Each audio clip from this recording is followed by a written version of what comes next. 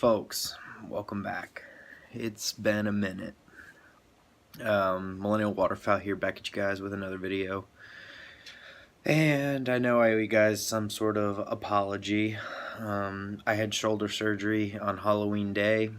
A wife and a baby at home. It's been a rough one. I haven't really had very much time, and I've got some energy, so I'm shooting you guys a video.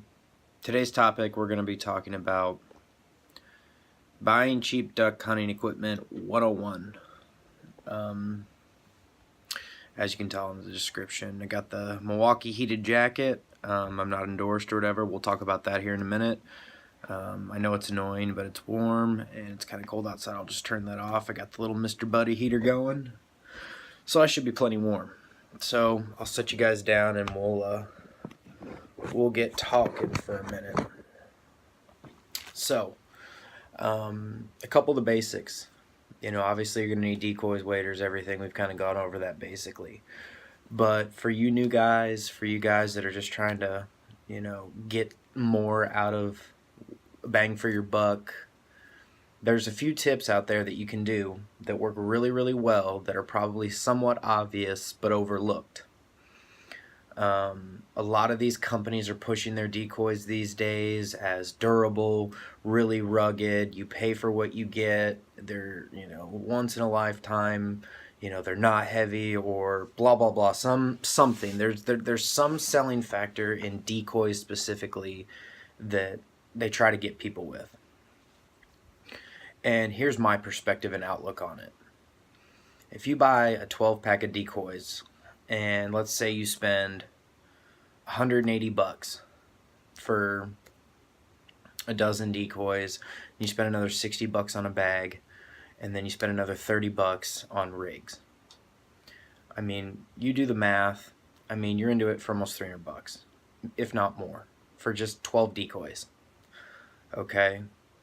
So you can go to Academy, you can go online, you can go to Amazon, Bass Pro, even Walmart, believe it or not, online. Higdon. I mean, there's so many different brands that you guys can choose from, and I know I'm kind of stating the obvious, okay, but just bear with me for a minute. When you guys buy these decoys, whether you can afford $300 a dozen or $60 a dozen, the point of all of it that I'm trying to tell you is it's going to wear out, it's going to need touched up, it's going to need work. The problem with me justifying not necessarily why I don't spend, you know, 40, 50, 60, $30 on a decoy or even $20 on a decoy, and I buy like Game Winners, or I'll buy used ones, or I'll buy Higdons, you know, whatever's kind of going on in a sale, or whatever's going to work for me is what I buy. And that's what you need to do. Look at your budget, look at what you can afford, and get it. You don't have to buy the best of the best in price range. Because just because a decoy costs a lot of money doesn't mean it's worth it. Okay, I've bought Avian X's, I've bought Higdons, I've bought Tangle Frees, I've bought, you know, an assortment and a range of decoys, new and used. And folks, the bottom line with all of it that is the common denominator is they all end up looking the same. When you buy those 12 slot bags, they're bulky. I mean, it's a huge box.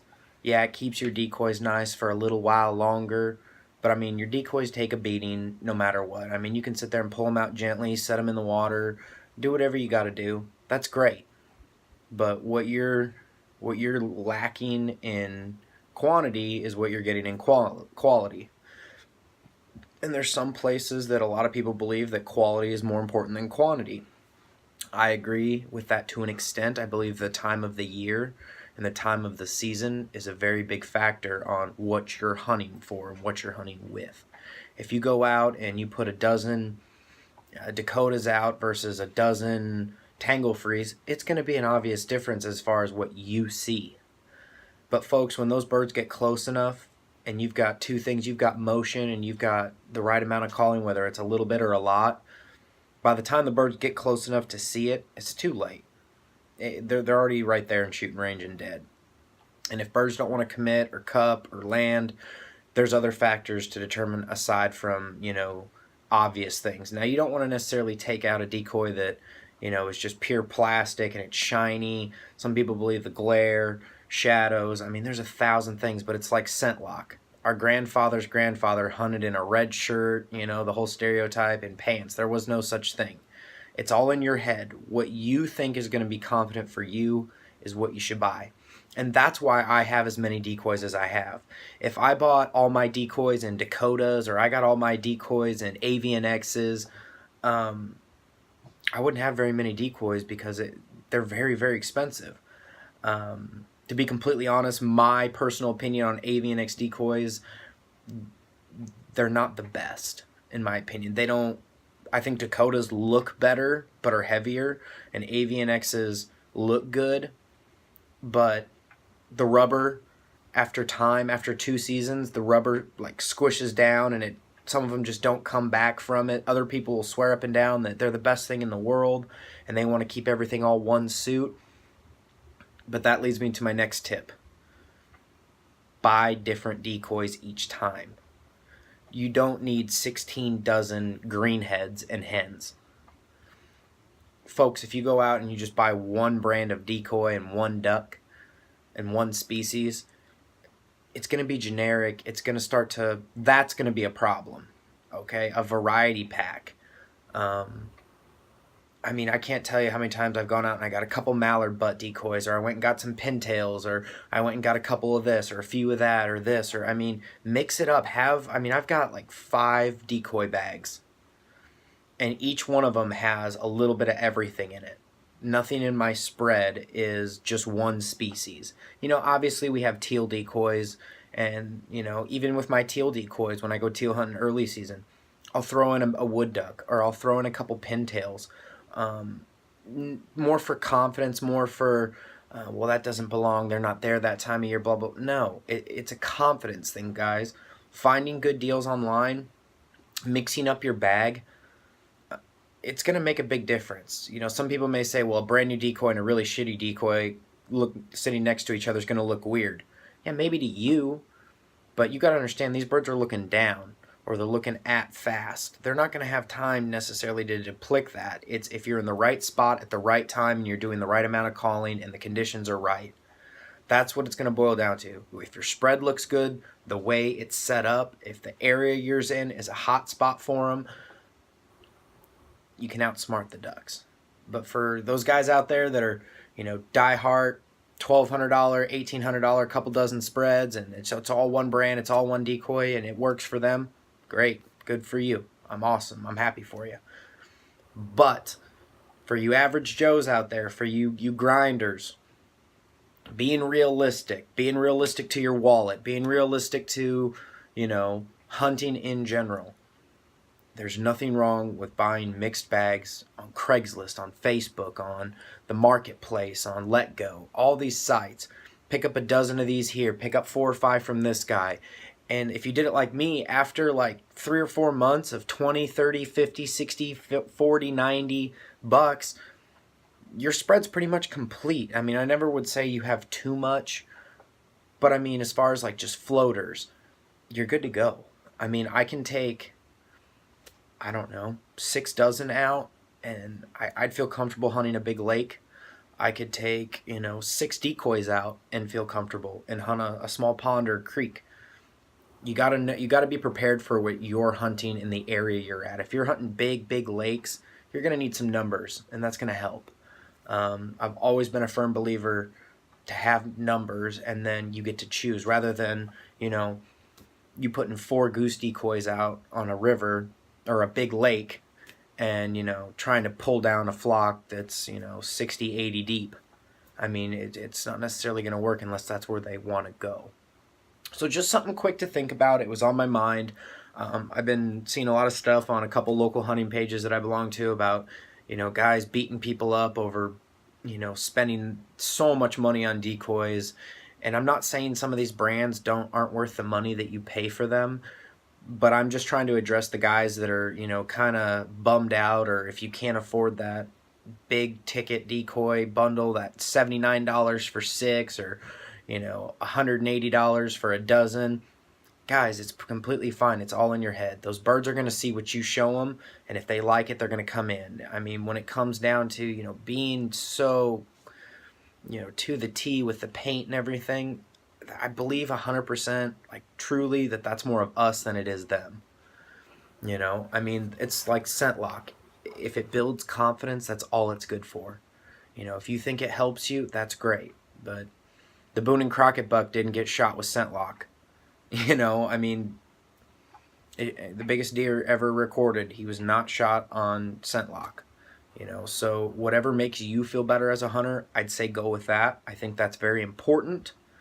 But at the same time, I'm also giving you guys that are, you know, kind of bummed that you can't afford necessarily the most expensive decoys on the market, and a lot of them, that you can buy that lower grade brand and you can still kill as many birds as the guys out there that are, you know, decked out with, you know, the most expensive decoy. And to be completely honest, guys, like, some of the decoys I've purchased, like whether they're Tangle Frees or Higdons, some of these lower end brands, and I wouldn't even say they're lower end brands, to be completely honest. I'm just saying some of these brands that aren't as expensive as, you know, the ones that are flocked or whatever, they hold up really well. I mean, I'm hunting with decoys. Some of them are 4, 5, 6, 7 years old. If I've held on to them long enough, I mean, yeah, you shoot one every once in a while, water swatting a bird that crippled, or, you know, you lose a couple to the current here and there. And I mean, sometimes you just have a bunch. I mean, I've got decoys that are 20 years old. I don't use those because obviously they're sentimentally valued to me, but I'm just saying, like, if it worked in the past, it'll work now. It's all about confidence, because your dad did it, his dad did it, or he knew someone that did, and guess what? The technology is nowhere near what it was. So don't let these companies jump into your brain about how you have to have this or it's not going to work. It's just a marketing tip to make some money, guys. Go out, get you some $30 game winners. Go out, get you some Higdons. And I'm not promoting these brands because I'm sponsored or anything like that. I pay good money just like every one of you else do. I just believe in the brands. I know they work. I've killed plenty of birds underneath them, and I'm going to get to some hunting. I've got enough strength to lift my arm up about this high, and I'm just not trying to rush anything. It's been eating me up. I haven't been able to bow hunt. I won't get to bow hunt for the entire season. That's completely gone. But there is a possibility the second split, you know, maybe the end of December, the last couple weeks of the season, I might get to go out and get a couple hunts. But I am going to go out and do some filming for sure, and get on some birds, and, you know, stop talking so much and show you guys what I can do and some of the stuff I've done. So hang in there with me, guys. The kayak, it's got its base coat on it still. Haven't done much. We got a little something under here. New little YZ450. No big deal. Can't do anything with that either, but whatever. The puppy's doing good. She's just chilling. That's a good girl. That's a good girl. She's outside with me. She pottied in the house, so she's in exile for the next couple hours with me out here just chilling, and we're gonna get through it. She will come inside with me. It's in the 50s. I mean, I'm not leaving her out here all night, so don't worry. She's doing really good. We're retrieving. Everything's getting good with her. This month she did turn 6 months old. She's got her 10-1 shot. Rambling a little bit on, but stay tuned, guys. Bear with me, please. And if you have any questions, shoot me a message. If you don't know what to buy, you know, let me know. I'll help you guys out, especially all you new guys out there. Get you guys set up the right way with the right stuff, and we'll get you on some birds. Millennial Waterfowl out.